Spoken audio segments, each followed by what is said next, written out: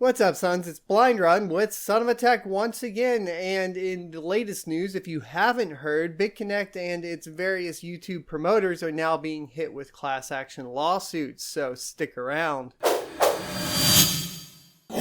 Welcome back. So in the latest news surrounding BitConnect, the Ponzi scheme as it's known now in cryptocurrency, we basically have class action lawsuits being filed against not only BitConnect themselves, but as well as the BitConnect promoters on YouTube. Now, this is pretty interesting because you have a lot of different reactions from the various YouTubers. Ryan Hildreth, for example, is basically moving away from talking about cryptocurrency entirely.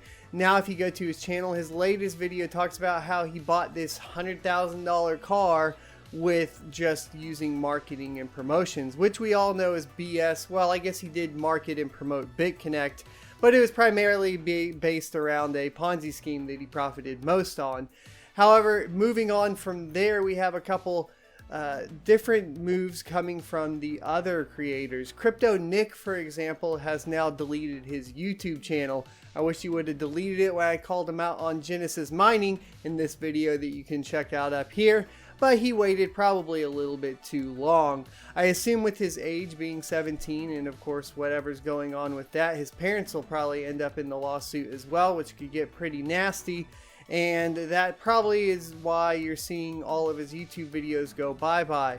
Don't get deceived by the CryptoNick Instagram and Twitter accounts, as those are fake and they have an extra letters in them, etc. And they are asking for, of course, well, support me or I'll give back to the community. I think was one Instagram post, you send me 1 BTC and I'll send you 3 BTC back. I don't think I have to call that out as being a fake post, but obviously, yeah, it's fake, and don't DM the guy and send him a Bitcoin. That would be ridiculous. Nobody would fall for that type of stuff. So the final class action lawsuit that I'm going to talk about, and the final creator that's handling things different from both of these creators, is Trevon James. Now, Trevon James has been a BitConnect shill for quite some time. He does do some live streams. They're pretty awful. I can't get through them. The last one that I tried to get through was in relation to this topic, which he has henceforth changed the name of. But he's pretty much coming out and talking crap against all of the people that are bringing lawsuits against him, as well as talking crap about Texas. If it wasn't for Texas, we'd still be good. You want to go, bro? So essentially, because the Texas Securities Board was the first one to offer a cease and desist letter to BitConnect themselves, a lot of his anger and rage is being aimed towards them. Now, what this does tell me is that Trevon James probably wasn't even aware of the Ponzi scheme he was involved in, nor is he aware or understands the fact that he can be prosecuted and he can be liable for all of this. Because regardless of what anybody might tell you about saying this isn't financial advice and putting that as a tag in your YouTube channel, that doesn't always work, especially when you're shilling something that basically is the textbook definition by the SEC of a Ponzi scheme. And if you look through previous YouTube creators that have been tied to pushing any sort of high-risk financial gain, where the person that is giving out the referral links is getting an additional bonus to, their income, then we can already go back and look through those filings. For example, in 2014, the SEC charged the operators of a South Florida-based Ponzi scheme targeting investors through YouTube videos and selling them investments in a product called virtual concierge machines, aka VCMs, that would generate guaranteed returns of 300 to 500% in 4 years. Now, BitConnect is pretty much, does that sound familiar? Yeah. That's pretty much exactly what BitConnect was doing, as they would say you're going to get a 1% return every day. 1% across a year, though, is going to be like 365%. Is that right? So it's even greater, crazier, high risk, high reward kind of Ponzi schemes that they're going to be charged with. So And these users, the two people in this suit, one was the runner of the actual Ponzi scheme. The other that did get hit here in this charge in 2014 was just the YouTube content creator that was pushing it.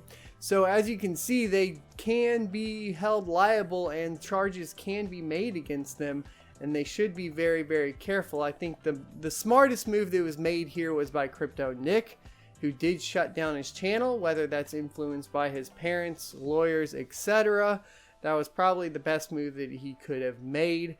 Now, as far as the other two, I think taking the shift, for Hildreth, I don't think he's going to have much success in YouTube anymore just because of the crazy amount of dislikes that he gets. Of course, people are still watching. I think they're wanting to see what develops here. I highly recommend not even supporting that channel at all. So just unsubscribe if you are subscribed, and then just stay away from it for now.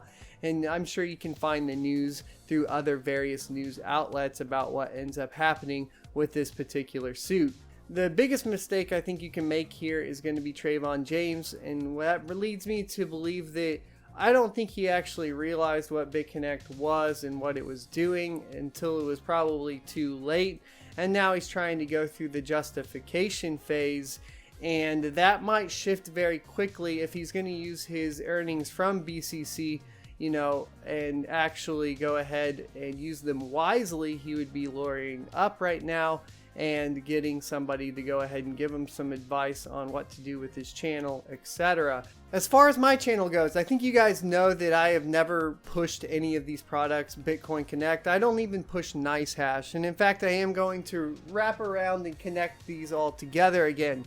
Anything where you keep your money in the cloud, crypto or otherwise, and you don't have full control over the wallet, you should avoid. This includes NiceHash, this includes Genesis Mining, etc.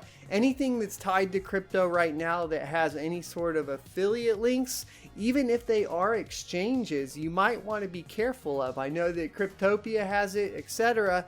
And some of these exchanges that do offer these kind of affiliate programs can be dangerous, and I would be very, very, very cautious around them. Now, of course, I realize that sometimes you can only trade your trash coin on a certain exchange that may support this, but as for me, I'm not going to be using any affiliate links from this point forward that have any relation to cryptocurrency at all. I'm just going to report on the news and the mining side of things. I don't want this to get you guys down about cryptocurrency. Cryptocurrency does have a purpose, and when used properly, just pretty much with like anything else in life, it can be a net positive for everyone.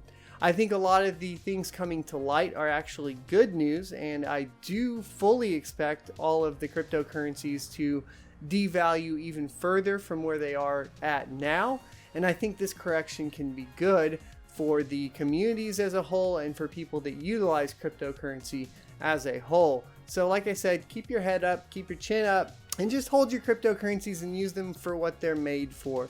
Try to find cryptocurrencies that actually have real utility that you see in practice.